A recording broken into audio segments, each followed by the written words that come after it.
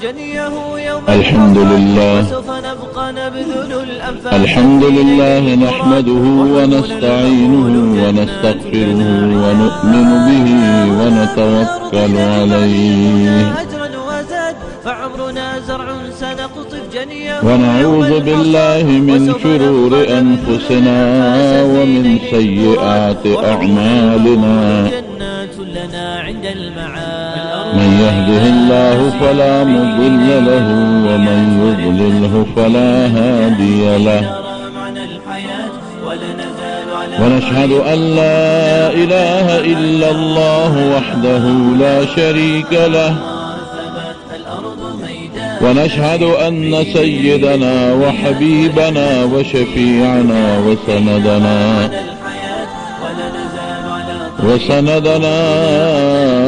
ورحمتنا ومولانا محمدا عبده ورسوله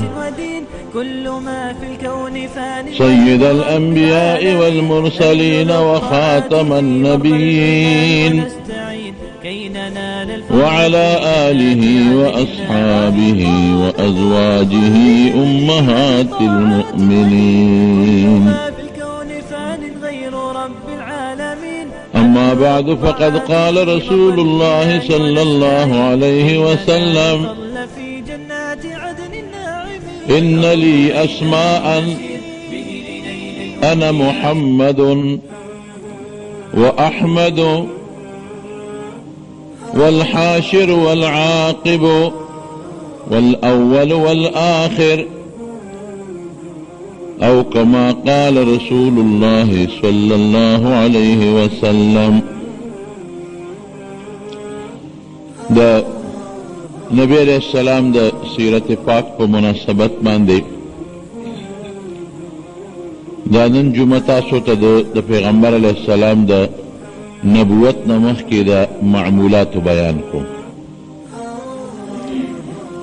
چې پیغمبر علیہ السلام د نبوت نمخ کې څه معمولات او څه به کول. ظاهره خبره ده چې کله پیغمبري ملو شوه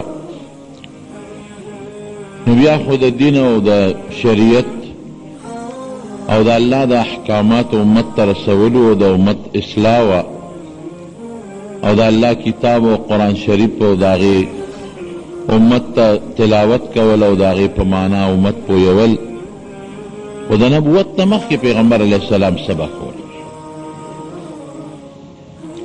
نبی علیه السلام یو اوږد حدیث دی هغې کې فرمایي چې ماله ډېر نومونه دي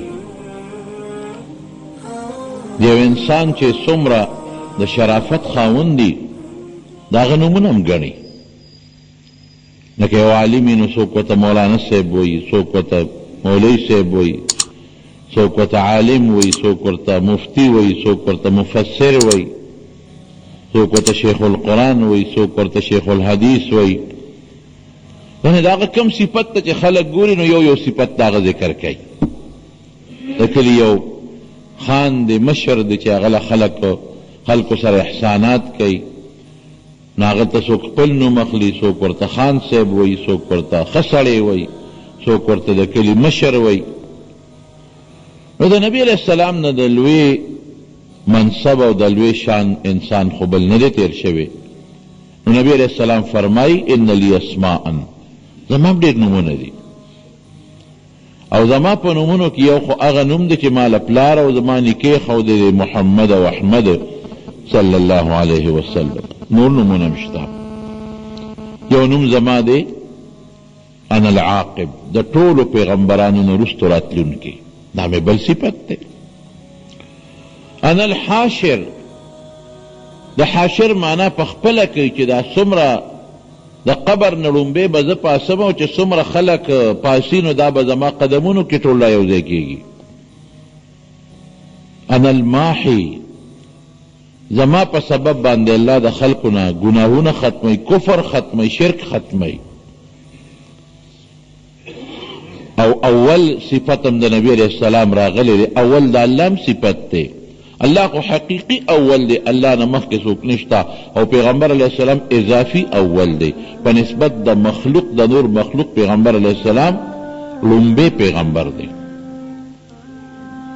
نبی علیہ السلام فرمائی انا نبیون، زه هغه وخت کې پیغمبرم چې آدم بین الماء والطین، حضرت آدم علیہ السلام دا د اوبو د خټې په منځ کې و.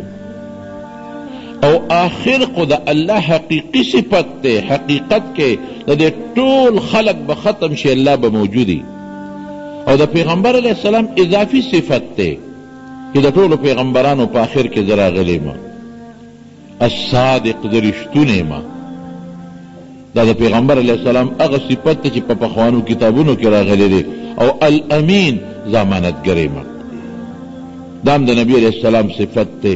په تیرو شوو کتابونو کې د پیغمبر علیہ السلام په اوصافو کې دام راغلی دی الصادق، رښتونکی، الامین، امانتګر، الرشید، خلقو ته هدایت ورکوونکی، الصبور، صبر کوونکی، الحلیم، او د حلیمم صبر کوونکی ته ویل کېږي، او پوه انسان ته ویل کېږي. بهر کې د پیغمبر علیہ السلام په صفاتو کې اوس به صفتونه ما تاسو ته ذکر کړ چې صادق او امین. نو د پیغمبر علیہ السلام د دینه معلومیږي چې د نبی علیہ السلام دا خبره کوي چې د رښتونی موضوع امانتګرم. په خپل نبی علیہ السلام د خپل صفت ذکر کوي. نو د پیغمبر علیہ السلام چې څومره معمولات تیر شوي دي د نبوت نه مخکې، نو ټولو معمولاتو کې صدق او امانت پروتو. څه معمولاتو د نبی علیہ السلام د 12 کالو په عمر کې خو خپل تره سره ابو طالب سره د شام په سفر د تجارت تلو، لا ماشومو خو د تجارت طریقې ته زده کړې او په نیمه لاره کې واپس شو. مکه مکرمه کې به بیع شرا کول، تجارتونه به کول، یو شی خرڅوا یو شی اخلا، ځان لم خرڅوا او مخلوق لم فایده ورکوا. کم انسان چې هغه انسان لبا د تجارت چل نه ورته، په دې به نه پوهېده چې زه شی واخلم او دا به مالا ګټه وکړي او که تاوان به راله وکړي، او دا شی اصلي دی او که دا دیسي دی. پیغمبر علیہ السلام به هغه دپاره لګیا او بیا شرا به یې کوله. کمه کونډه ښځه به وه، به بار نه شو وتی، نبي علیہ السلام ته به سوال جواب وکړو. اوس هم که ستاسو خیال په دې کلي کې او په دې محله کې بعضې کسان چې هغه ډېر ښه خلک وي، د خلکو په ښه راځي، نو دا کونډې رنډې مو ته وایي ماله دا کار وکړه، هلکه ماله مردو ته لاړ، چتورنګزو ته لاړ چې دا سودا راله راوړه. او عام خلک هم ورته وایي هلکه منډه که دا سودا راوړه، منډه ووایي. او هغه هلک د خلکو خوښه مي، یاره ډېر ښه سړی دی، هر چا کار پسې بېلوسه منډې وایي. دغه صفت و د نبي علیہ السلام. کونډه به وه، د کور نه بار به نه شو وتلی، نبي علیہ السلام به هغې له سودا سلب پکارو، بازار نه به یې وله راوړل. یتیم به د هغه دپاره به منډه ترړه واله. دا د حضور پاک د نبوت نه مخکې هغه خپل دا نه چې ګني کسب به یې نه کو، کار به یې نه کو. د ابوطالب صاحب سره او چې کله نکې وفات شو عبدالمطلب صاحب سره، او چې بیا ابوطالب ته پاتې شو چې هغه وفات شو، نبي علیہ السلام پیغمبر علیہ السلام ځان له په خپل ابوطالب باندې خو د خپلو بچو خپل بارمو. نو دې درمیان کې به پیغمبر علیہ السلام خپل تجارت او کاروبار کو. تجارت منع نه دی، حرام نه دی. که یو سړی د حلالو تجارت کوي نو دا په شریعت کې بالکل جایز دی. نبی علیہ السلام په خپله فرمایي التاجر الامین الصادق، هغه سړی چې تجارت کوي او دی امانتګر دی او دی رښتیا وایي، دروغ نه وایي. دی به چا سره مع السفرة الکرام البرره، دی به د لویو قیمتي فرشتو سره د قیامت پر ورځ ولاړي. خو یعنې یو شرط پکې دی چې رښتیا وایي، دروغ نه وایي. تجارت والا چې رښتیا وایي، دروغ نه وایي. اکثر تاجران دروغ وایي. شی به 2 نمبری 3 نمبر به یو دی بوی دا 1 نمبر دی، دروغی وی. او ټګي کوي او دوکه کوي، امانت امانتداري نه کوي، دوکه به رسره کوي. خراب شی به در باندې ښه په شي باندې خرڅوي او ته به په اعتماد وکړې. ګوره جوړه په شریعت کې شته چې یو سړی د دکاندار سره جوړه کوي، هلکه په څو دی، دا په 100 مړه په 80 راکړه، نه دا په 2 کم 100 به درکړم، دا په 15 راکړه. دا جوړه مسنون ده، دا صحابه کړی دا، نبی علیہ السلام کړی دا. جوړه وکړه یو سړي سره، خو که په یو سړي د اعتماد وکړه، لکه بعضې دکاندار سره د خلکو تعلقات دي، هغه سره جوړه نه کوي. په هغه ستا اعتماد دی، پیسې دې ورکړې دا شی راکړه، تا ته ځان شرمېږي چې تا هغه ته وایې چې دا په څو دی. جوړه ورسره نه کوي. ډېر خلک داسې وي، او چې اعتماد دې پرې وکړه نو اوس به هغه ټګي نه کوي، دوکه به نه کوي. اسیم ټګي معنه ده، اوس به د پوره قیمت به لږ معمولی ګټه به در نه کوي، ډېره ګټه به نه کوي، ولې تا باندې اعتماد شو. اوس اعتماد نه لري تا سره جوړه کوم نو ته ډېره ګټه م ویلی شي زه به سره جوړه کوم را لاندې به دې کړم په کم قیمت به در نه واخلم خو چې ما در باندې اعتماد وکړ ها لکه دا شی راکه سودا مې واخېسته څو پیسې شوې دا نه چې دا پسو دا پسو دا پسو دا پسو نو چې مسلمان تاجري او مسلمان دکانداري نو هغه وي یاره دې خو مانه همیشه سودا وړو جوړه را سره نه کوي راشه داسې په کیلو کې 2 روپۍ 2 ګټه راشه په سلو کې 2 روپۍ 2 ګټه راشه په دې 100 روپو کې د سودا د همیشه راځي 10 روپۍ وګټه او چې داسې ګډ وډ غوندې مسلماني او ګیرې لیم خو زبردست تیل ورکړي د دوکې دپاره او صیبه میدان کې ناستی او زه راشه ما سره خو جوړه جاړه ونه کړه په دا سټ کې ووه نو دی خو په سټ کې ووی خو خدای سره به زه کې ستا سټ د چا په لاس کې دی د الله په لاس کې دی تجارت کې دوکه ډېره لویه ګناه ده حضور پاک په خپله فرمایي یو ځای کې روانو بازار کې غنم یو سړي خرڅول غله خرڅوله نو نبي علیه السلام مبارک چې وکتله نو غله خو د باره نه مزیداره وه لاس یې پکې ومنډه نو دننه لمدو نو حضور پاک ته تپوس وکړو هلکه دا ولې دا خو لاندې لامده دي وی صاحب باران پې شوی دی باران د پاسه کېږي که د لاندې نه کېږي باران پې شوی دی نو دا باران والا به یې بره کړي و که نه چې خلکو ته ښکارېدل که نو باران والا یې دننه لامده دی لاندې کړي دی اوچ پې د پاسه کړي دی دا ټګي شوه فرمایي من غشنا فلیس منا چا چې زما مس سره دوکه وکړه ټګي وکړه دا زما په طریقه نه دی روان بس دا چې د بل چا په طریقه روان دی قیامت په ورځ د بل چا غاړې له منډه وی د ما غاړې له دې را منډه ونه وی کوم سړی چې زما په طریقه را روان دی نو قیامت په ورځ زما جنډې له دې بیا راشي زما حوض کوثر له دې بیا راشي او چې کوم زما په طریقه نه دی روان نو قیامت پر ورځ ځان له دې بل پیغمبر بیا ګوري ځان له دې بل مشر بیا ګوري ځان له دې بل حوض کوثر بیا ګوري بل جنډه دې بیا ګوري موږ د دنیا د پیسو دپاره څونه څه نه کوو پیغمبر علیه السلام فرمایي وی کم تاجر چې رښتیا وایي هلکه رښتیا وایه که نه ولې خپل حلال مال حرامه لږه ګټه وکړه همیشه وکړه تلې وکړه لږه ګټه وکړه خدای به پکې دله برکت واچوي برکت او چې ډېرې پیسې وګټې ډېرې مو ګټې او برکت پکې نی نو سبا به درته ښځې ته داسې بیماري جوړوي بچي ته به دې جوړوي تا ته به جوړوي چې مقدمه به جوړوي بل شی به جوړي بل شی به جوړي چې په لویه پریشانۍ کې به پروت هغه پیسې به دنه په یو سوړه غونډې لاړې شي بیا به څه کوې پښتانه وایي که نه وي لږ خوره خو تل خوره لکه ګټه کوه دا د همیشه ګاک شو بیا بیا بدله راځي دوکه مه کوه ټګي مه کوه مسلمان یې ولې ټګي کوې خپل مال په خپله حرامې دروغ به نه وې رښتیا به وې امانتګیري به کې خیانت به نه کې دا د نبی کریم صلی الله علیه وسلم طریقه ده هغه تاجر چې رښتیا وایي هغه تاجر هغه سوداګر چې هغه امانت والا دی او رښتونی دی نبی علیہ السلام فرمایي قیامت په ورځ به د کومو فرشتو سره چې په ټولو فرشتو کې کمې قیمتي او د خدای نږدې فرشتې دي هغې سره به ملګري وي نو چې هغې سره ملګري شوې د خدای د عذاب نه خلاص شوې د خدای د رحمت امیدوار شوې نو سوداګرۍ کې ډېر لوی جناب ډېر لوی ثواب دی د مدینه منوره کې یا اوس قبیله یو سردار دی حضرت سعد ابن معاذ رضی الله عنه اوس دوی قبیله او د هغې مشر نبي علیه السلام یو ځل په مخه ورغی چې په مخه ورغی نو پیغمبر علیه السلام سره ستړي مشي وکړل نو چې ستړي مشي وکړل د هغه په دې لاسونو کې غوټې وې دا چې څوک سسکور او یا چاري وایي که نه نو دا لاسونه سخت دي کلکي دې ځایونو کې داسې غوټې غوټې وي حضور پاک دې تپوس وکړه د سعد دا لاسونه دې ولې کلک دي د غوټې پکې ولې دا لاسونه دې سخت ولې دي وی الله رسوله بچوله پې روزي ګټم سسکوره وه چاري را کاږم بلچي را کاږم ګنتري پې وه بچوله روزي ګټم قسم دی حضور پاک د هغه لاسونه را واغېشتل اوچت یې کړل ښکل یې کړل او فرمایي وی دا لاسونه به جنت ته ځي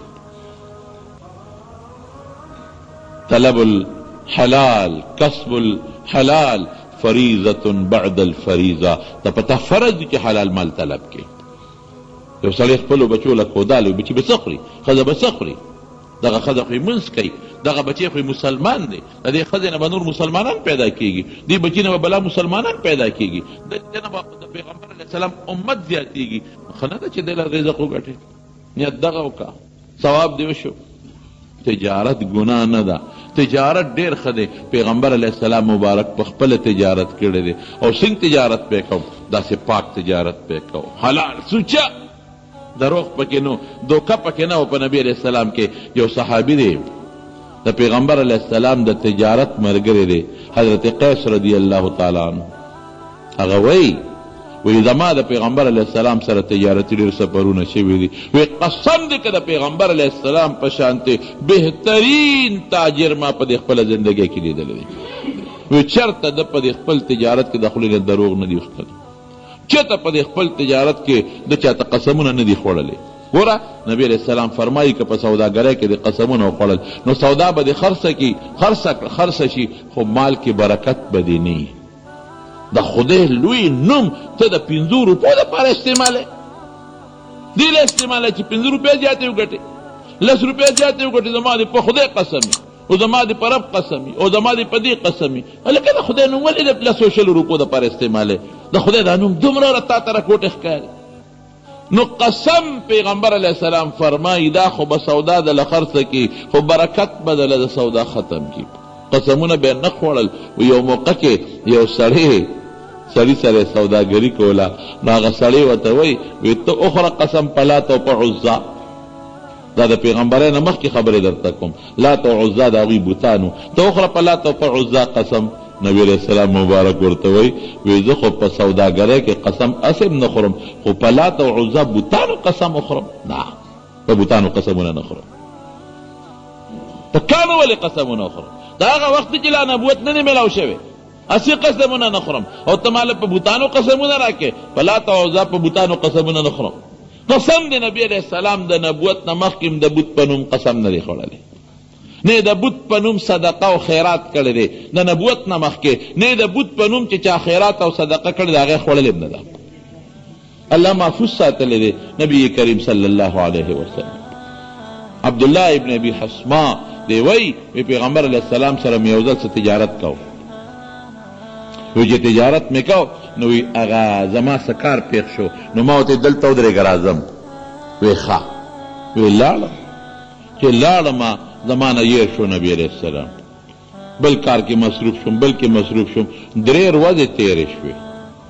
چې 3 ورځې تېرې شوې وی ما وی چې وګو ما خو محمد سره وعده کړې وه صلی الله علیه وسلم، ما خو وعده کړې وه چې زه راځم او دا ما نه هېره وه. ولېږه کور ته ورځم چې ورته ویم چې ما نه هېر شوي. چې کور ته ورغلم تپوس مې وکړه، خو نشته. څه شو؟ 3 ورځې مخکې چاته وتلی موږ نه دی لیدلی. څه شو؟ چې ورغلم ودرېږه ګورم اقا ځای کې پیغمبر علیه السلام ولاړو. وی رالې مې چې ما نه خو هېرو. وی ښه نو تا وی زه راځم. ما وی زه ولاړ یم راشه. نو تا سره مې وعده وکړه نو 3 ورځې درته دلته په انتظار ولاړ. دا د پیغمبرۍ نه مخکنۍ خبرې دي. رالی زوره نه م رانه کړه چې ظالمه داسې څوک کوي، کمبخته ما سره دې وعده وکړو ته غیب شوې، زه دې دومره پریشانۍ کې واچولم. وی دومره یې م راته څه ونه وي. رښتیا ووایه چې داسې انساني د خلکو زړونه ګټي که نه ګټي، چې داسې انساني د سره د خلکو محبت او مینه به پیدا کېږي او که نه پیدا کېږي. ګډې چیلې پیغمبر علیه السلام سره ولي. یو دلته صحابو تپوس وکړو، حضور پاک فرمایل ما من نبی الا رعى الغنم. یو پیغمبر داسې نه دی تیر شوی چې هغه د ګډې چیلې نه سرولي. وانت یا رسول الله، صحابه ورته وایي تا ګډې چیلې سره سرولي دي؟ وایي ما هم سرولي دي. دا نه چې ګډې چیلې وې او هغې دپاره به لګیا و رمې وې او هغه به یې سرولې. نه، خامخا په عربو کې د یو انسان په کور کې یو چیلې دوه یو ګډه دوه خامخه یي د پیو دپاره ساتلې هغه بارو باسي سرن دپاره. او بلکې بعضې علما وایي چې د مکې بعضې خلک وو چې خپلې ګډې چیلې به ویستې، هلکه راوړه ستا دا به م زبزه ته خپل کار کو، دا خپلې سروم ستا دا به م ګورم، ته راوله ته م راوړه ستا دا به م ګورم. نو د خپلو ګډو چیلو څوکیداري به م کوله او د پردو ګډو چیلو څوکیداري به م کوله. او دا ولې؟ دا پکې یو ضمني بله خبره راله. ولې پیغمبرانو باندې خدای ګډې چیلې سرولې دي؟ د ګډو چیلو سرولو کې ډېر لوی مقاصد دي. دا د پیغمبرۍ ټریننګ پیغمبر باندې خدای دې دپاره کوي. ګډې چیلې ځان له یو ډله ده، یو امت یو ډله ده، د هغې به ته پوره خیال ساتې، پوره به خیال ساتې چې دا رانه چېته شر مخ یو نسي. دا رانه غلغلا نه کی. د امت به هم دغسې خیال ساتئ چې شیطان یې رانه ګډوډ نه کی. د اوبو خیال به کوې، د پاڼو خیال به کوې، او ګورې به چې کم ځای کې پاڼه ده او کم ځای کې ګیا ده هغې پسې به ګرځې. شاړو کې به چې کم ځای ګیا نه وبیني هغې کې به نه ګرځې. دقه رنګې د امت به پوره خیال ساتي او په ټولو خلکو کې هغه انسان چې هغه د ګډو رمې ساتي د هغه خوب هم کمی، خوب یې کمی. ولې؟ هغه د شپې هم د ګډو چیلو خیال ساتي، د پیغمبر خوب به هم کمی. او ګډو چیلو والا ټول ګډو چیلو پسې ګرځي چې دیم لږ مشقت سره بلد شي د مخکې نه وګرځي ډېر، سبب جهادي سفري، سبب د حج سفري، سبب بل سفري چې دې کې پوره مشقت پیدا شي. او په دې ټولو خلکو کې د ګډو چیلو سره وونکې دا ډېر کمزورې هم وي. هر سړی ورته خبرې کوي زما بوټي په ګډو خوړه او په چیلو یې زما پسل وخوړه. نو چې کم مال سره د چا تعلقي نو هغه سې په هغه کې صفت پیدا کېږي. اوښانو والا چې که نه اوښ قیمتي شی دی، نو چې کوم اوښانو والا دی په هغه کې لږ کبر وي. دا ګورې د نوی پیغمبر علیه السلام فرمایي. او ګډو چیلو والا کې چې څو ګډو چیلی سره هغه کې یو فوټې عاجزي وي. دې زمانه کې یو سړي سره سایکل دی، سایکل کار کوي، یو سړي سره موټر او لینډ کروزرې دي، نو کم یو پکې کبرجن دی؟ هغه لینډ کروزر والا. نو پیغمبر علیه السلام هر پیغمبر باندې خدای د مخکې نه ګډې چیلی دی له سره چې د په وجود کې لږ یو فوټې عاجزي پیدا شي، نورې فایدې هم شته. نو ګوره په مکه مکرمه کې ګډې مو سرولې، چیلی مو سرولې، وګرځېد په مکه مکرمه کې او خپل تجارتونه هم کول. بهر کې تجارتونه کول په تجارت کې به خدای پاک ګټه مو ورکوله او خدای پاک پکې برکت هم اچولی او رښتونې مو ټوله مکه کې مشهور په دې باندې. دا لږ خو ډېر رښتونی دی او دا لږ خو ډېر امانتګر دی. او چې کله تاسو ته ما تېره جمعه وایي چې باران به کله نه کېده، نو ابوطالب به میدان ته وویسته باران الله نه کېږي او زما درواره خو ډېر مبارک دی، خشته مخې دی، الله د ده د دې مخ په خاطر باران وکړو، خدای به باران هم وکړو. نو د پیغمبر علیه السلام په مکه کې یو شان دی، مشهور دی په ټوله مکه کې، ښځو کې او په نارینو کې. یو بیبي د حضرت خدیجه رضی الله تعالی عنها ډېره مالداره ښځه وه، دا کونډه وه. یو خاوند یو هند ابو حالا د دې خاوندو د هغې نه په کونډه شوې وه او د هغه نه پس د بل یو سړي په نکاح کې راغلې وه، عبدالله د هغه نوم و، د هغه نه هم کونډه شوې وه او انتهایي مالداره او ډېره شریفه ښځه وه. دومره شریفه وه چې په مکه مکرمه کې به خلکو ورته خدیجه طاهره وې، پاکه خدیجه. ډېرو خلکو د نکاح پیغام ورلېږلی چې موږ سره نکاح وکړه، بس وي دوه خاوندان مې مړه شو او کونډه شوم او بل واده نه کوم، بله نکاح نه کوم. ډېرو خلکو غټو سردارانو او غټو ملکانو د مکې د نکاح درخواستونه ورکړي دي، خو هغې د چا پیغام هم نقل او بس وي دا کونډتوب دور مې ښه دی، همدقسې خیمه. او دونه مال و چې کله به د مکې د خلکو د تجارتي مال دا شام تا یا یمن تا او یا نور افریقی علاقو ته نو چې د مکې د خلکو به څونه مالو، نو یک تنها د خدیجې مال به د هغې برابر و. دومره دولتمنده ښځه وه. نو د پیغمبر علیه السلام د امانتګرۍ خبرې خو یې واورېدې. نو نبي علیه السلام ته د خپل غلام په ذریعه باندې، د غلام نوم یې میسره، د هغه په ذریعه باندې ورته سوال جواب ولېږه چې که تا خوښوي نو زما مال دی او دا شام ته تجارت دپاره یوسه چې څومره ګټه وشي نو نیمه ستا او نیمه زما. دې ته مضاربت وایي. مضاربت پیسې د یو کسي او عمل د بل کسي، تجارت د بل کسي. ګټه چې څومره وکړي نو ګټه د دواړو منځ کې شریکه شوه. نو زما د عمل په مضاربت یو څه ګټه به شریکوي. نبي علیه السلام د ابوطالب سره مشوره وکړه، هغې ترو کاکې و، کاکا څنګه وکړمه، ما له خو تجارت چل راځي، پوه یم، شام په سفر تا سره څه وخت کې تللی مې ما. وی بلکل ډېره ښه ده، ګوره اوس د تره په غاړه کې پروت دی خو ځان پې بوچ کوي نه، حالانکې ترې ډېر خیال ساتي، پرېږده په خپله به هم څه تجارت کوم، څه ګټه وټه خو به کوم که نه. نو هغې خدیجې ورسره هغه خپل غلام میسره ولېږه، دی به سره ډېره ښه ده. او دا میسره یې ورسره ولې ولېږه؟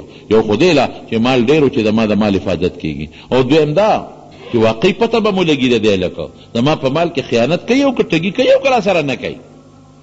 او بل د پیغمبر علیه السلام متعلق هغې څه ډېرې ښې خبرې اورېدلې وې. نو دې غلام ته وې ته د معلومات هم خو چې دا څنګه سړی دی. دې وخت کې د حضور پاک عمر تقریبا څه کم 15 کاله دی. شام ته لاړ، چې شام ته لاړ او تجارت یې وکړه. هلته یو راهب دی، نستوره د هغه نوم دی، یو راهب، یو پادري د عیسایانو، نبی علیہ السلام له داسې راغی او پیغمبر علیہ السلام هغه چې کوم میسره غلام هغه ته وایي چې دا لږ څوک دی؟ وایي دا زمونږ د قریشو سره تعلق لري. قریشو کې د کوم خاندان سره تعلق لري؟ بنو هاشم خاندان سره معزز خاندان دی. زمونږ په ټولو قریشو کې دې نه د عزت خاندان بل نشته. نوم یې څه دی؟ نوم یې محمد دی صلی الله علیه وسلم. پلار نوم یې څه دی؟ عبدالله دی. ها پلار خو به جمدینی خواه وفات شوی وی او پلار یې مخکې وفات شوی دی او مور به یې مړی او مور یې وفات شوی دی. وی ښه نو یو خبره ذهن کې واچوه چې دا هلک به څه موده پس د دې امت پیغمبر جوړېږي. تا ته څه پته ولګېد؟ ته ترې څه خبرې؟ او ورته وایي وی چې دا کمې اونې لاندې د ناسته وکړله نو د دې اونې لاندې بې د پیغمبر نه اوسه پورې چا هم ناسته نه ده کړې. دا ډېر زړه ونه ده او زمون کتابونو کې د دې اونې یو فضیلت را روان دی. دې لاندې پیغمبر کینی، پیغمبر ناسته کوي او د دې صفاتو ته چې مې وکتل، د دې مخ ته مې وکتل او د دې آثارو ته مې وکتل نو زمونږ په کتابونو کې چې د آخر زمانې د پیغمبر کومې نښې مونږ سره موجود دي هغه په ده کې ټولې موجود دي. دغه نښې پکې دي. او ګوره تاسو چې هغې غر نه ښکته کېدلی نو ما درته کتل نو ده ته ګوره هغه پادري م داسې نه و لکه د عیسایانو د دې زمانې پادریان. نو هغې کې نیکان خلک و، صالحانو، د عیسی علیه السلام پوره دغه و امتیانو. هغوی به عیسی علیه السلام ته خدای یا د خدای زوی نه وې، هغوی به عیسی علیه السلام ته د خدای پیغمبر وې.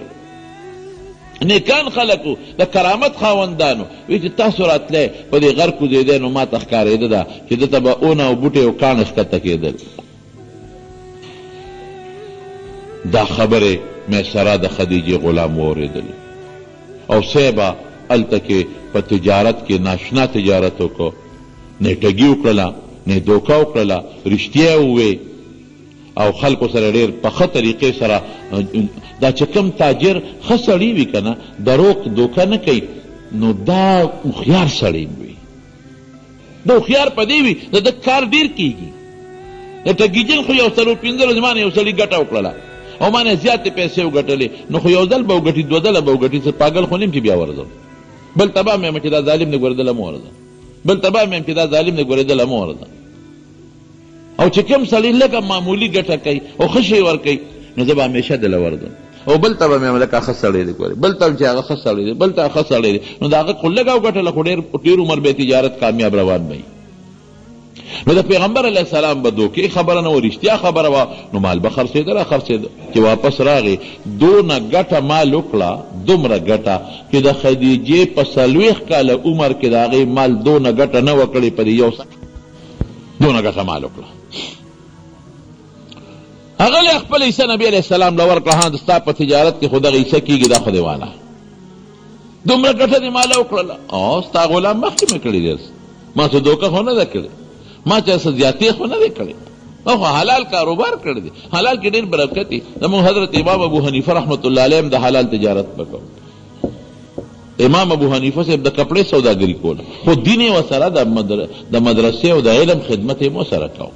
ډېر لوی خدمت و. 12.5 لاک مسلې د قرآن او د سنت نه رایستې دي، 12 لکه مسلې تقریبا.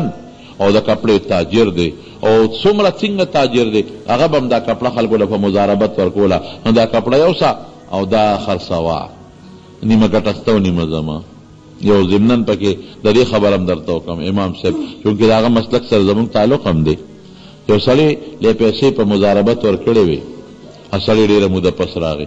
چې راغی امام صاحب ورته وایي څنګه چل دی لکه تا خو ډېر وخت تېر کړ.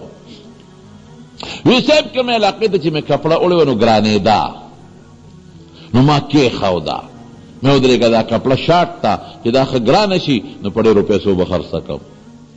کپړه شاټ وه نو ما کېښوده نو چې مې خرڅه کړه نو ډېره لویه ګټه یې وکړه. صاحب ټال هم ډېرې وګټلې او مال هم ډېرې وګټلې.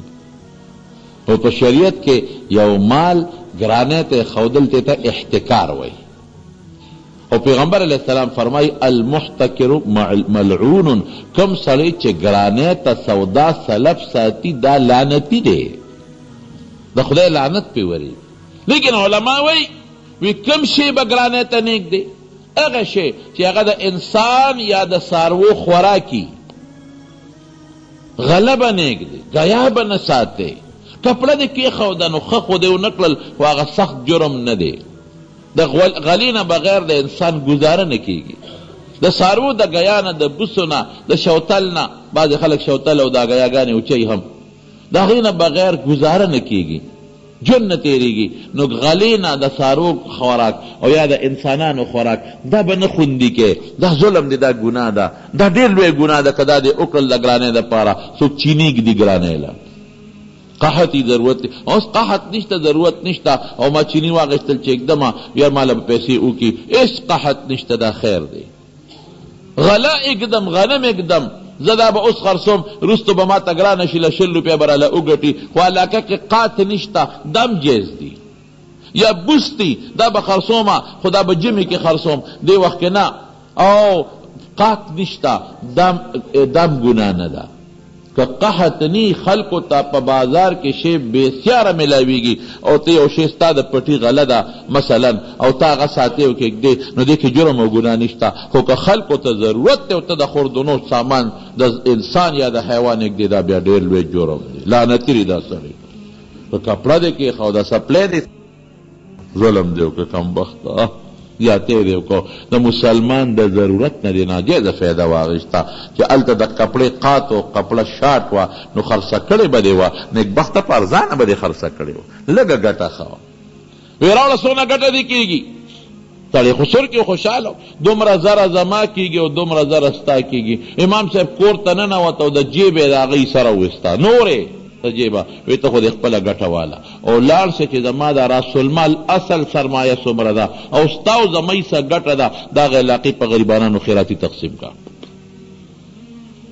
نو ګوره دې کې خدای برکت هم په داسې مال کې چې امام ابو حنیفه رحمت الله علیه چې وفات شو نو په خزانه کې 56 کروڑه درهم پراتو، 56 کروڑه روپے پاکستانی نه درهم، شرعي درهم ډېر قیمتي دی، ډېر قیمتي دی. دې کې خدای برکت اچي. نو د نبی کریم صلی الله علیه وسلم تجارت کې خدای برکت واچو. بی بی خدیجه وی 40 کاله ژوند کې زما په دې ټول عمر کې دومره ګټه زما په دې ټول عمر کې نه ده شوې لکه تا چې ماله په دې یو سفر کې وکړه. خپله نیمه ګټه دې ماله ذاتي موله ورکړې، مې سره ورته ټولې قیسې وکړې. دې هلک کې خو ډېرې کارنامې دي. څنګه ما ته خو راهب وي چې دا د آخر زمانې پیغمبر جوړي، دی خو رښتیا نه وایي، رښتیا وایي دروغ نه وایي، دی خو دوکه نه کوي، دا ډېر پاکباز انسان دی، دی خو په بوتانو قسمونه نه خوري. او نیکې هغې ته وایي نیکې خبرې ته چې په لاره ځي اوریس پې د پاسه روان یا پې سورې کوي. راشه که نه د ته یو خیمه هغه دی را روان دی. نو خدیجه بره بالخانې ته وخېجوله او پیغمبر علیه السلام یې ورته خو هغه دی ګوره را روان دی، ټول ګیر چاپېره انور دی او په دې د پاسه وریځ د سورې پې را روان دی. بس د خدیجې په زړه کې الله تعالی ورسره محبت پیدا کړي.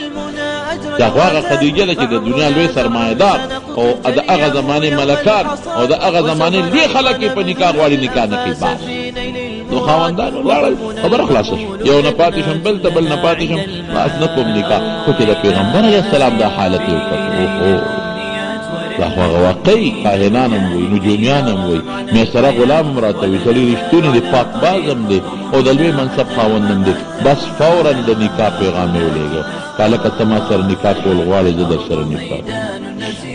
عمر د بیبي خدیجې 40 کاله و او د حضور پاک 25 کاله و.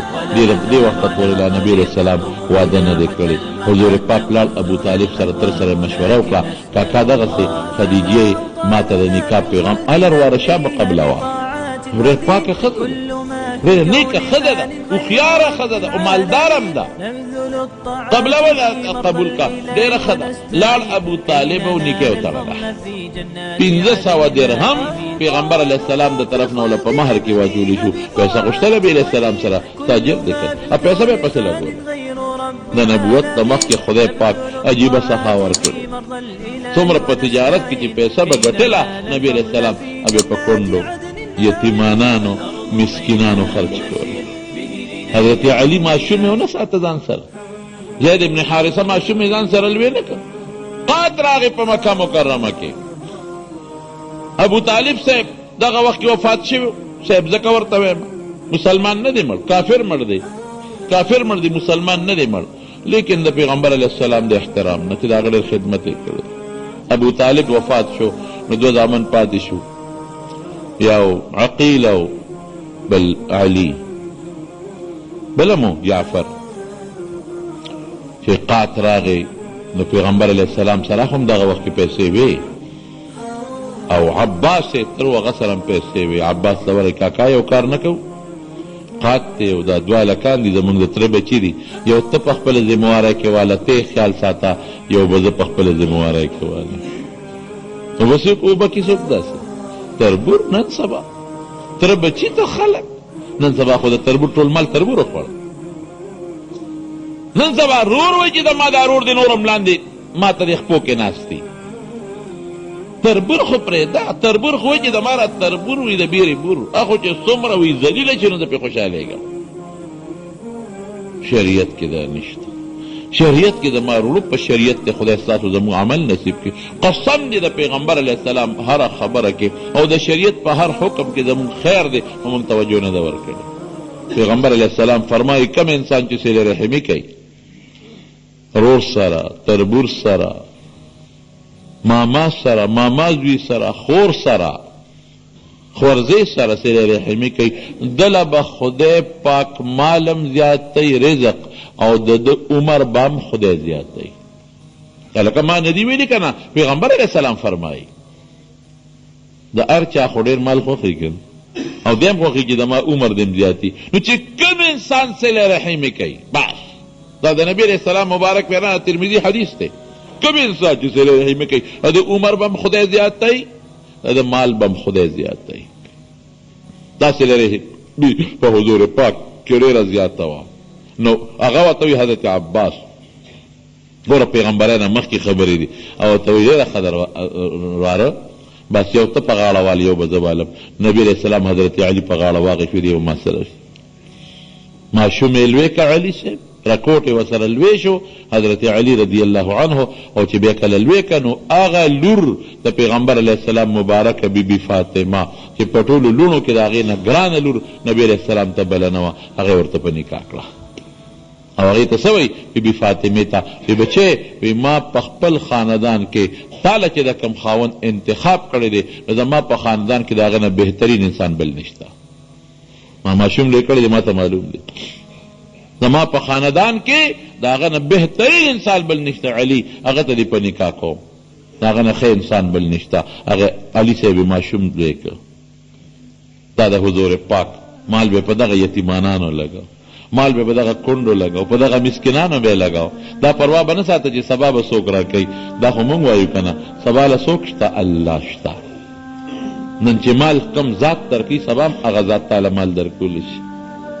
هر څه خو د الله په لاس کې دي، بنده به څه کوي. دا د نبوت د وخت کې د حضور پاک بهترین اعتقاد. نو خدیجې رضی الله تعالی عنها سره نکاح وشوه او 1500 روپۍ درهم د هغې زمانې هغې وله مهر کې واچول او د نکاح خطبه ابو طالب اووې واده شو. ټول چې څنګه واده شو نو حضرت خدیجه بنت خویلد د خویلد د پلار نومو هغې چې څومره مال او څومره دولت و دی ټول نبي علیه السلام ته وقف کړو. دا ستا په نکاح ولې واغېسته صفتونه ورته معلومه او یو خوب هم لیدلی وی خوب اینمه چې کله مې خاون مړ شو دویم خاون نو یو خوب مې ولیده چې یو رڼا اوچته شوه، یو غونډس کې رڼا اوچته شوه د اسمان دی نیمې ته او په دې اسمان کې خوره شوه او هغه رڼا نیغه لاله زما په زولی کې را پرېوته او چې زما زولی کې دا رڼا څنګه را پرېوتله دا رڼا نو زما ټول کور پرې روښانه شو.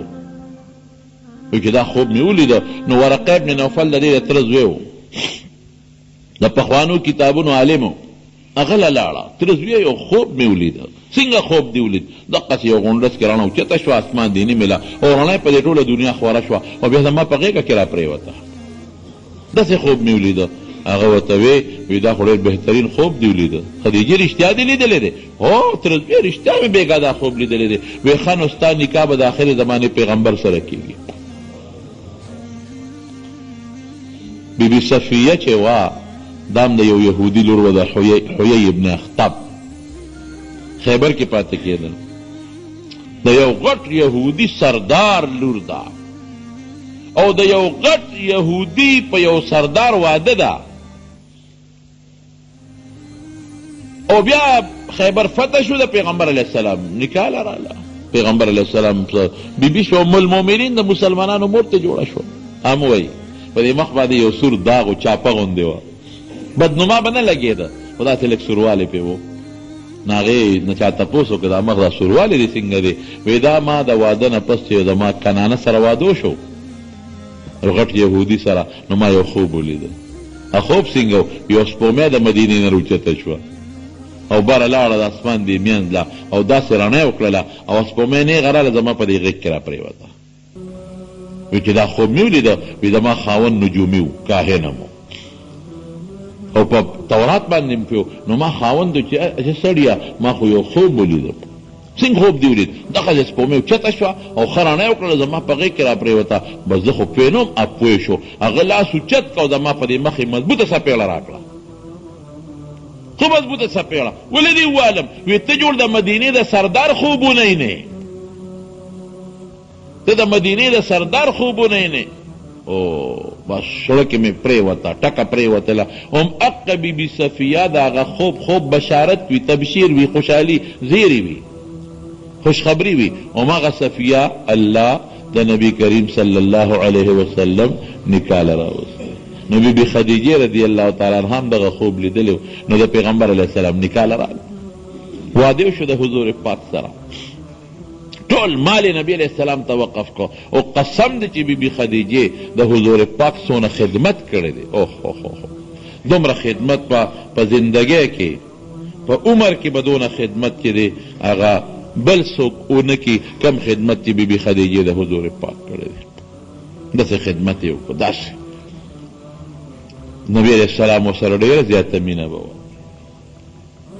حضرت عایشه صدیقه فرمایي ترمذي شریف کې د مناقبو کې روایت راځي وی پیغمبر وی زما له به کله غیرت راغی غصه به شم ولې وی نبی علیہ السلام به د بیبي خدیجې صفتونه کول او ما له غصه نه وه پکارو غصه خو هغې بل له ورځي چې بل بن ورسره شریک وي په کور کې وی خو هغه وخت کې وفات شوي چې د لا پیدام نومه دلا پیدا نوم چې هغه مړه وه نو ما سره یو ځای بند نه وه چې ما له غصه راتله نو وی غصه به مې ولې کوله وی پیغمبر علیه السلام به ډېر صفتونه کول ډېر زیات صفتونه به کول او کله به ګډ چیلی لال کو او د خدیجې چې کومې دوستانې ښځې وې هغې کې به یې غوښه تقسیموله او داسې ذکر به یې کو وی ما له بقار راغی وی ما به ورته چې په دنیا کې جوړ بله ښځه نه وه دغه یوه بوډۍ وه وی حضور پاک به مسکی شو انها کانت و کانت ای عایشه دقه یوه ښځه په دنیا کې وه دقه یوه ښځه په دنیا کې وه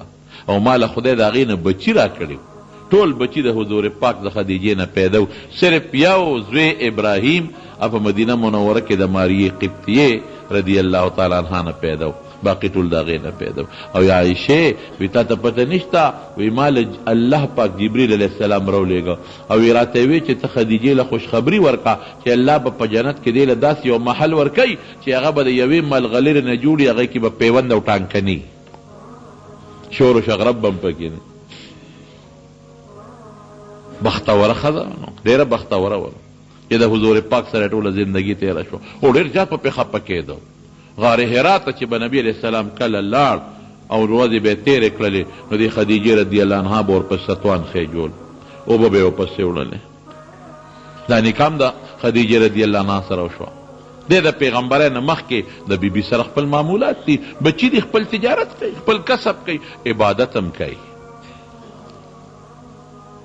پیغمبرۍ نه مخکې عبادت هم کوي غار حرا ته ځي وکان یخلو بغار حرا فیتحنس فیه وفي روایت فیتحنف فیه غار حرا ته به ته او هلته به لګیا و عبادت پې کو څه عبادت پې کو څه به کول بعضې علما وایي چې د ابراهیم علیه السلام په مذهب د ابراهیم علیه السلام د دین بعضې نښې آثار وو د هغې مطابق لګیا د عبادت کوي او خشته خبره دا ده چې پیغمبر د نبوت نه مخکې ولی د خدای خو وي که هر چا له خدای نبوت پیغمبري نه ورکوي ولایت شته کشف ورته کېږي الهام ورته کېږي او لګیا دی عبادت کوي. د الله په ذات کې سوچ او فکر، د الله ذکر، د الله سوچ، الله الله کول او خلوت او اعتکاف ځان لا دا لګیا دی او خپل عبادت کوي.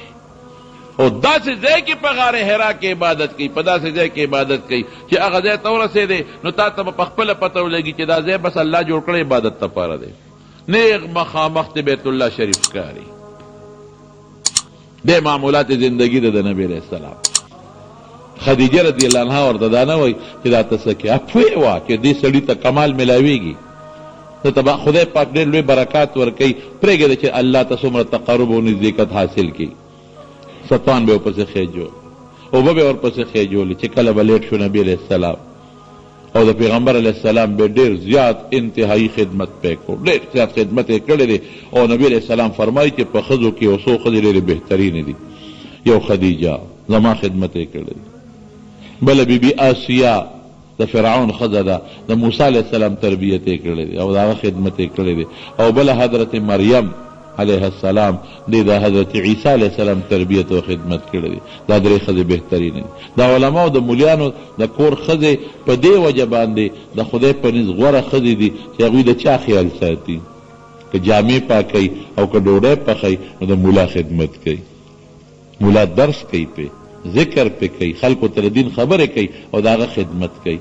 نو د نیک سړي خدمت چې څوک کوي او د نیکانو خلکو هغه جامې وینځي او دې باندې الله تعالی انسان له ډېر لوی اجر او برکت ورکوي. دا د پیغمبر صاحب معمولات دي. تجارت کوه، خپل عبادت کوه، د کونډو رونډو د یتیمانانو خیال ساته، معاشره کې داسې جن چې په ټوله مکه کې په امین او په صادق مشهور دی، په ټوله مکه مکرمه کې. بیت الله شریف چې کله جوړېده خوږده واقعه ده، ما بل ځای کړې ده، هغه قصه راته نه کوم. بیت الله شریف چې کله جوړېده او د حجر اسود ځای له بیت الله شریف راورسېد او حجر اسود پکې ږدي نو جګړه جوړه شو. جګړه جوړه شو. حجر اسود خو یو برکتي کاڼی دی، چا وې زه به ږدم او چا وې زه به ږدم. او چې څومره په مکه کې قومونه دي، په مکه کې نو هغه قومونو والا مشران راغونډ شو، چا وې زه به ږدم چا وې زه. نو جګړه جوړه شو.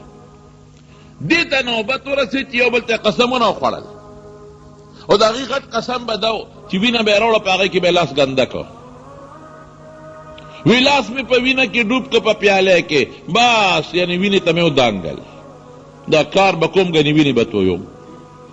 نو د قومونو مشر به راغی په بیت الله مخکې به پیاله کې وینه کې لاس ګنده کړ. ما لاس په وینه کې ګنده کړ، ښه بلم بلم بلم، لویه جګړه جوړه شوه. آخره کې چا وایي چې له خدای نیک بختیانو داسې به وکړو جنګ مه کوئ، یو کس به ږدي ټول خو یې نشي کېښودی، ټول ولې قسمونه خورئ، خو داسې به وکړو چې سهار وختي د جومات ته څوک لومبې راغی هغه له به اختیار ورکړو. فیصله خو هله د دوه فریقو منځ کې کېږي چې چا له اختیار ورکړي. بس وی ټیک ده. اتفاق ته ګوره لومبې سهار جومات ته نبی کریم صلی الله علیه وسلم څنګه راغی. ګوره خلک څه وایي، هغه چې کوم څوکیداران یې کېنولي وو که نه، ټولو چغې کړې جاء الامین جاء الامین، په دې نوم مشهور. هغه امانتګر راغی، هغه امانتګر راغی. هوښیار څومره و نبي علیه السلام، په دنیا کې دومره هوښیار شخصیت څوک نه دی تېر شوی، څومره هوښیار و. ټول سرداران یې راغونډ کړل، وی ټولو قسم کړی دی، وی یو وی بس اوس اختیار ستا دی چې پچې اوچتی، وی په ټول اوچتم، ټول به څنګه کوټې کاڼي اوچتې، د انسان د سر عمره کاڼي. نبي علیه السلام یو څادر راوړه، څادر یې خور کړ او د حجر اسود یې راواغېست، په هغې کې یې کېښوده او سرداران ټول یې راوستل، وی ټول د څادر پلونه ونیسي اوچتی کړې، د ټولو یې څپه کې وشوه چې اوچتی که او د دې سینې برابر څادر اوچت شو، نو کاڼې حجر اسود راواغېست او په خپلو مبارکو لاسو په هغه ځای کې کېښود. برکت هم خدای نبي علیه السلام له ورکړ او ټول د قومونو منځ کې اتفاق هم پرې راغی. داسې یو انسان، داسې یو شخصیت، یو ځلنده ستوری. نو دا د حضور پاک د نبوت نه مخکې معمولات زندگی ده، دې طریقه ده. سفرونه یې وکړل، تجارت یې وکړ، ګړې چیلې یې وڅرولې، د خلکو خدمت یې وکړ، خپلې بیبي سره ژوند تېر کړ، د خپلو بچو خدمت یې وکړ، ماشومان یې لوی کړل که نه، خپل واړه ماشومان هغه لوی کړل، خلکو سره تعلقات خو د الله عبادت یې کړی دی، غار حرا ته تللی دی، هلته خلوت کړی دی، اعتکاف یې کړی دی، بیبي سره داسې ژوند تیر کړ چې بیبي ته خپل ټوله زندگی قربان کړل او خپل مال یې قربان کړ او خپل کور یې ورته وقف کړ. نبی علیه السلام بیا د خپل پیدایشي کور نه د حضرت خدیجې رضی الله تعالی عنها کور ته را منتقل شوی دی. مسلمان اوس هغه خو د نبوت نه مخکې خبره وه، اوس لیکن مونږ که ورته ګورو نو مونږ مسلمانان چې ژوند تیرو نو مونږ له هم پکار دي چې مونږ د نبی علیه السلام د پیغمبرۍ او د اتباع او د نبی علیه السلام د امتیت دعوه کوو چې مونږ هم ښه ژوند تیر کړو که نه. مونږ خو هغه ژوند تیرو چې ټول امت رانه په اور کې ولاړ دی. دروغ مونږ وایو، دوکه مونږ کوو، ټګي مونږ کوو، سودا کې قسمونه بې ځایه مونږ خورو، یتیم زمونږ د لاسه اور کې ولاړ دی، کونډې ته زمانه تکلیف دی، ګاونډي ته زمانه تکلیف دی، تربور ته دستانه تکلیف دی، او په لاره کې یو بل سره شر او شور، د بل عزت ستا بدي شي، د بل پیسه ستا بدي شي. دا څنګه مسلماني ده؟ کنزل په مونږ کې شته، غیبت په مونږ کې شته، چغلي په مونږ کې شته، مسلمان ته ضرر او دوکه مونږ رسو، مسلمان په اور کې مونږ نه ولاړ، بغض حسد په مونږ کې شته، پردي غیبتونه هو که خدای پاک لږ چاله یو پوټۍ خر وځه ورکړه په ټوله دنیا لګیا ده ورپسې په غیبتونو سر ده. خیر خیرات ته نه کې، صدقې ته نه ورکې، نفل ته نه کې، نفلي دغه یو د روژې میاشت ته کتل دي چې د بله میاشت کې یو نفلي روژه ونه نیوله. څنګه مسلماني ده؟ دوکې داکې مونږ نه کوو، ټګي مونږ نه کوو، د پټکي مونږ دشمنان یو، د جومات مونږ دشمنان یو، د ګیري مونږ دشمنان یو، پیغمبر پسې زمونږ خبرې دي، نیکانو پسې زمونږ خبرې، عالمان مونږ نه خلاصته شو، تبلیغ والا زمونږ نه خلاصته شو. دا څنګه ژوند دی؟ بس دا ژوند دی د مونږ چې بس پردي غیبتونه کوو، دوکې کوو، پیسه ګټه. اخر خدای قرآن کې خدا نه وایي اطیعوا الله و اطیعوا الرسول، الله وایي زما تابعداري وکړه، زما د پیغمبر تابعداري وکړه. نو موږ د پیغمبر قصې مورو، د هغه تاریخ خبرو، موږ څومره د پیغمبر په خبر عمل وکړو. یوازې دا ژوند خو نه دی که نه چې ما ګیره پرېښوده بس دا ما پټکیم په سر کړه او بس زه به لګیم او خپل تجارت به کوم او خدای یې نه، هغه کار کوه، خدای یې لږ یاد ساته، د پیغمبر په تعلیماتو عمل وکړه. دا د دنیا ژوند خو پاتې دی، آخرت ته روان دی. ښه ژوند تېر کا، داسې ژوند تېر کا چې د مرګ نه پس هم خلک صفت وکړي. الله دې موږ له د داسې ژوند تېرولو توفیق نصیب وکړي. خوب کې د نبی سم د زیارت به درود شریف زیات وایو. امام پسې چې مقتدي ولاړي دی به څو ځله سبحان ربي الاعلی وایي، څومره چې ته ویلی شي، تر څو چې امام ناټکی وایي هر څومره ویلی شي. بیا سګرټ یا په نسوارو اودس نه ماتېږي، ښه شی نه دی، اودس پرې نه ماتېږي. یو سړي ماله پیسې راکړي دي چې مدرسې دپاره سپاري یا قرآن شریف والا دې باندې ځان دپاره کتابونه اخیستی شم، نه، ځان له بنالې چې کوم مقصد یې درکړي اپې وکړه. که ستا د کتابونو ضرورت یې ورته ووایه، هغه نه اجازت وغواړه. نشوي عامه شوې ده، چرس او افیم او شراب دې بیان وبکم چې ته انشاءالله په دې به بیان وکړو. کرے دکان کې سګرټ پتنګان خرڅولی شي، ماشومان پې لوبې کوي، خیر دی، او سګرټ مه خرڅوه. کور کې بیماري ده، الله دې له شفا درکړي او حلال د رزق دپاره هم دې سوال کوي، پروردګار دې ولا حلال روزي ورکړي. بل یو ملګری دی د افغانستان نه وی راغلی یم او دعا غواړي، الله دې ولا خیر و برکت ورکړي. دعا وکړئ. بعضې کسان وفات شوي دي، د عربات کې هم بل زه خو نه ومه، یو مړی شوی دی څوک او دعا وکړئ چې الله تعالی مغفرت نصیب کړي. او دلته کې زمونږ د توحید حاجي صاحب اماد حاجي صاحب زوی دی، هغه اکسیډنټ کړی دی، بیمار دی، دعا ورته وکړئ چې الله وله شفا ورکړي، چې الله ته وله شفا ورکړي. توحید حاجي صاحب ډېر ښه سړی دی، الله دې وله شفا ورکړي، الله دې وله روغ صحت ورکړي. خدای چې څومره مریضان دي، بیماران دي، پروردګار ټولو بیمارانو له روغ صحتونه ورکړي. په دې مجلس کې څوک بیمارۍ نه کې په کورونو کې الله ته وله شفا ورکړي. خدای که څوک قرضداران یې قرضونه اخلاص کړي، چې کوم کسان وفات شوي دي پروردګار ته مغفرت نصیب کړي او چې د آخرت اجرونه او د آخرت ثوابونه نصیب کړي. چاته څه پریشاني دی، الله پریشانۍ وله په خوشحالو باندې بدلې کړي. زمونږ یو دوست دی د رستم کې او هغه د عبدالباسط دلته کې یو مونږ د طالب العلم دی، د هغه پلارو او هغه وفات شوی دی. وجیبه دا و چې زمونږ د جمعې منزل را روانو په لار اکسیډنټ کړی دی او بیا وفات شوی دی غالبا چې نن درېیمه ورځ ده په رستم کې. نو دعا ورته وکړئ چې الله تعالی د هغه مغفرت نصیب کړي او الله تعالی د آخرت خوشحالۍ ورکړي. خدای پاک بچو له صبر ورکړي. الله موږ د هر قسمه غمونو پریشانونو محفوظ ساتي، د مخلوق د شر نه بغضونو حسدونو نه مو ساتي او د خیر او برکت ژوند هم نصیب کړي او د پیغمبر علیه السلام په نقش قدم هم روان کړي او د هغې د مبارک لاس د حوض کوثر اوبه هم نصیب کړي او د هغې د جنډې لاندې په قیامت کې ودرولې کړي. وصلی الله تعالی علی خیر خلقه محمد و آله و اصحابه اجمعین.